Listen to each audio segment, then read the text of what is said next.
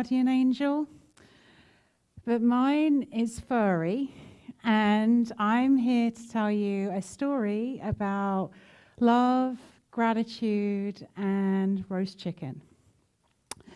So during the pandemic in 2020, when we first went into lockdown, I was in isolation. I lived by myself, and at the time I didn't know many people in Napa. I had family and they were all in different countries, and I did have friends and they were not in Napa. So I was by myself a lot. Had a lot of Zoom calls and phone calls, and I obviously had connections.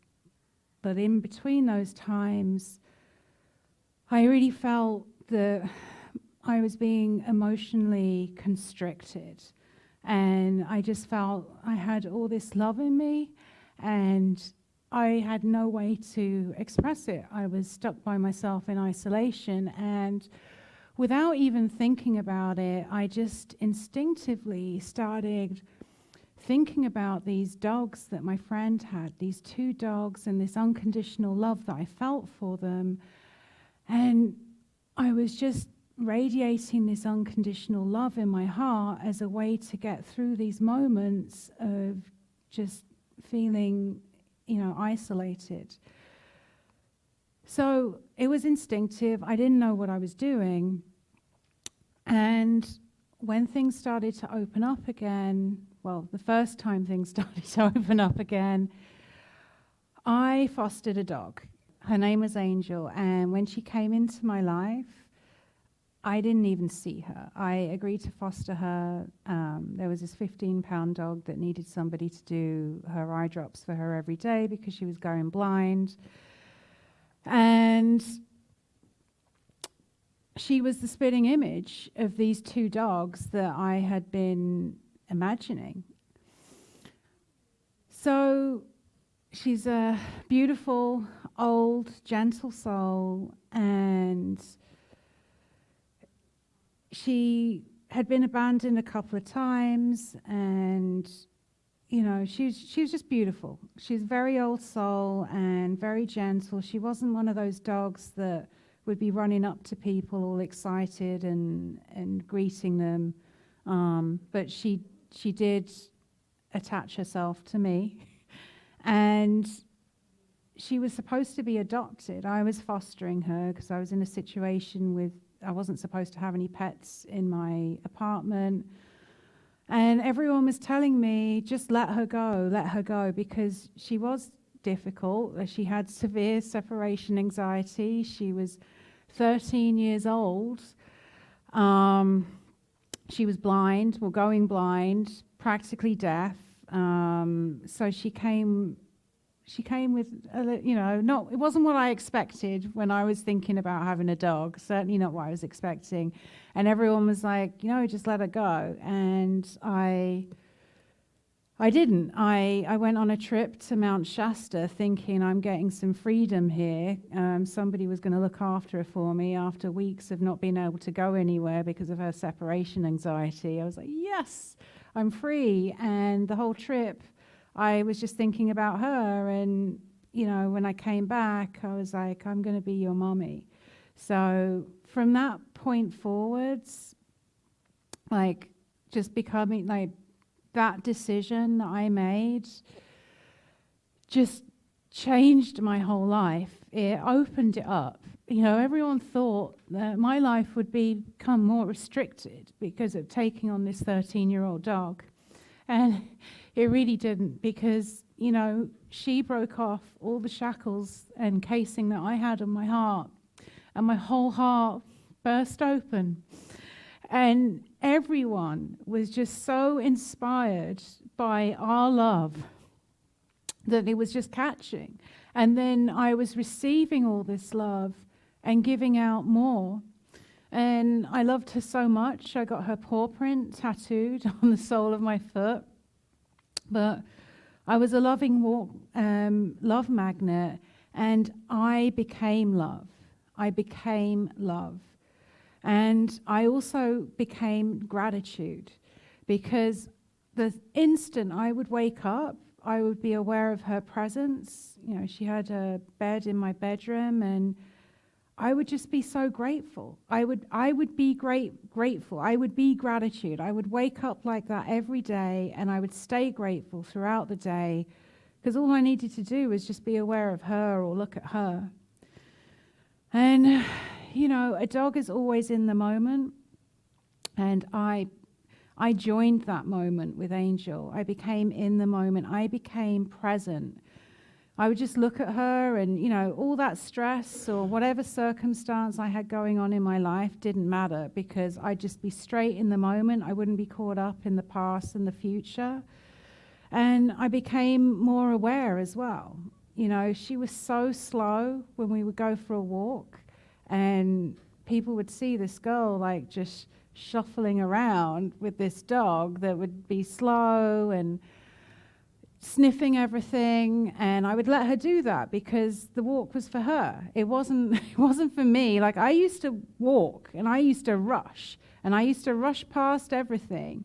But I would take her out and I would accommodate her needs, and then all of a sudden I just woke up to the beauty that was around me. Like, I noticed trees for the first time, that each tree is an individual expression of the divine. And Angel brought all of this out in me. And we also became community, because everyone would see us, and I'd take her everywhere. All the businesses in Napa would know her. So we were community. And I think most importantly, she was the lock to the key to my heart. And I became a mummy. And through that, she awakened my desire and my unfoldment to want to start a family. So what did I learn from my little girl? Well, first off, your life can change instantly. You know, Angel went literally from rags to riches.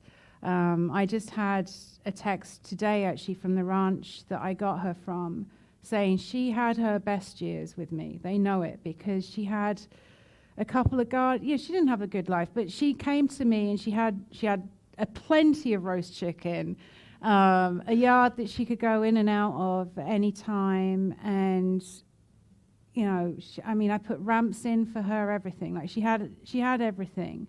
So she really did have her golden years. But what I learned is you attract what you are, what you embody, what you generate, what you give. That's how you attract. You become. And when you're present and in the moment, you are in harmony with the universe.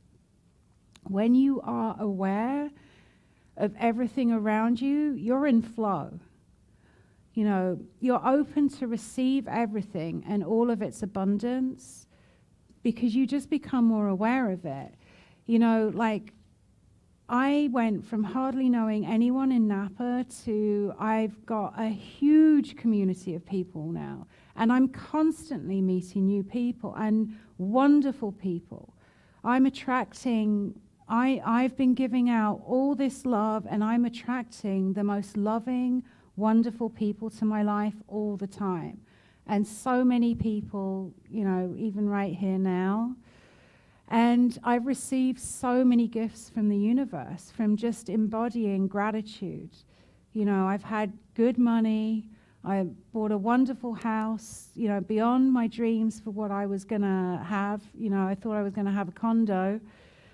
I've had the ability to start a family without even having to pay out of pocket. I found a large Irish family that they're my relatives, and they're an hour and a half down the road from here. And I've been by myself over here for 10 years, and now I have a large family.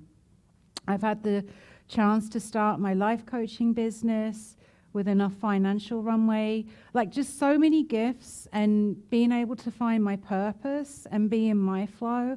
All of this has come from me embodying love and gratitude and being present and being in the moment and being aware, and just so many miracles on a daily basis, from what I don't want not happening to what I need just showing up for me.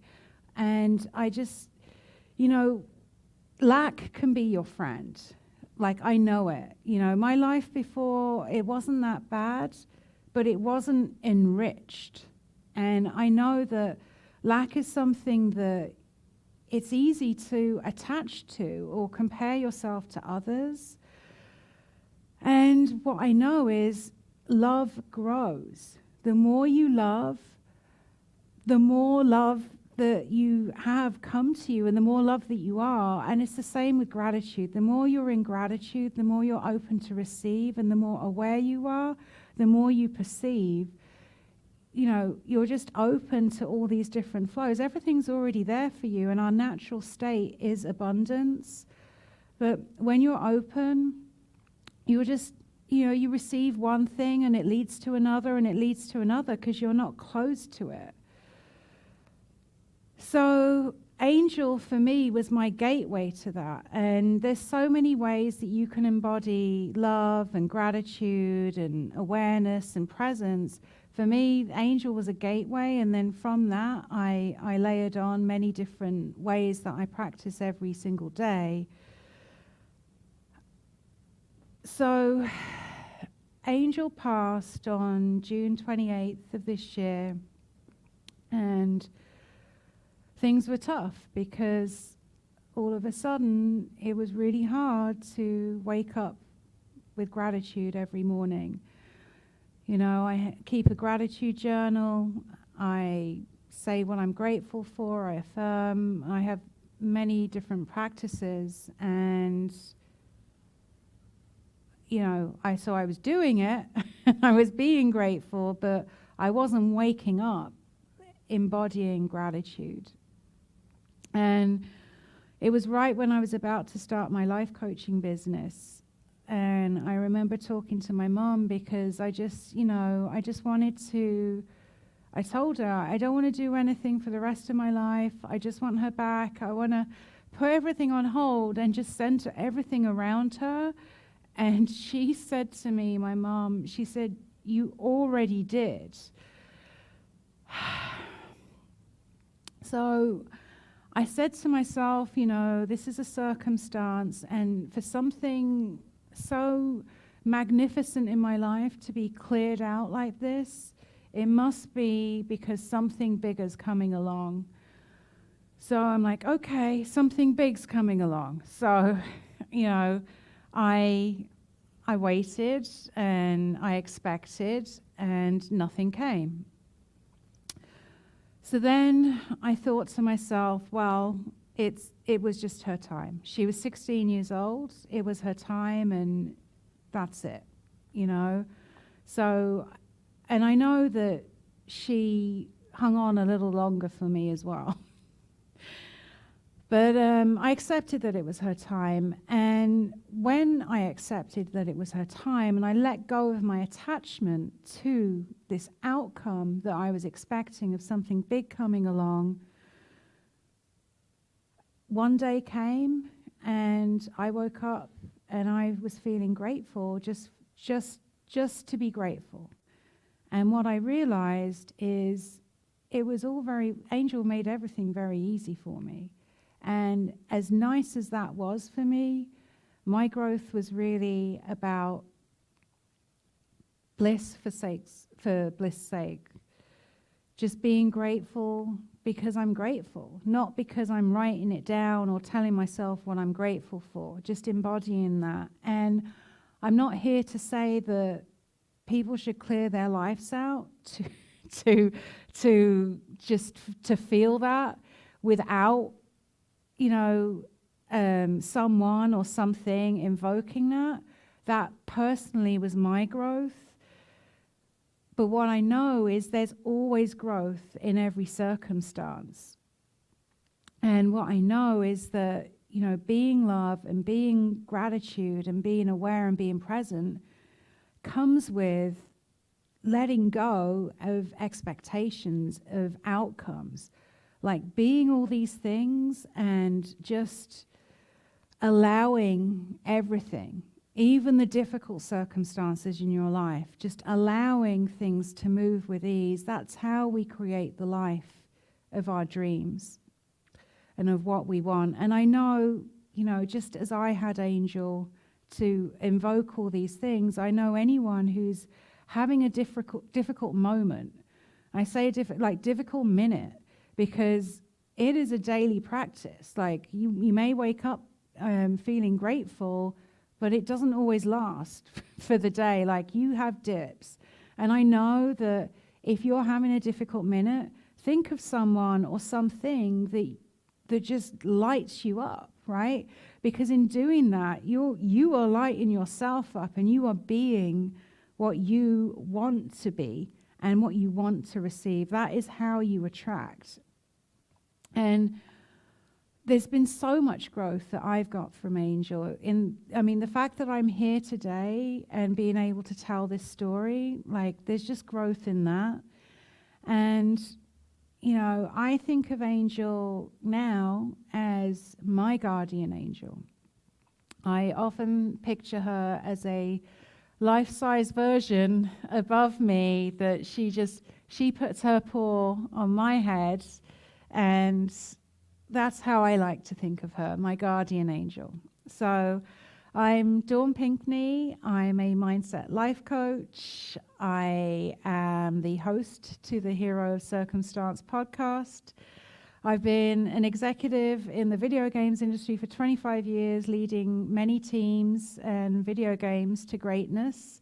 And I'm also a licensed practitioner here at the Center for Spiritual Living. And I really thank you for the opportunity today to be able to tell you my story. I know that God must love me 'cause He said true to me.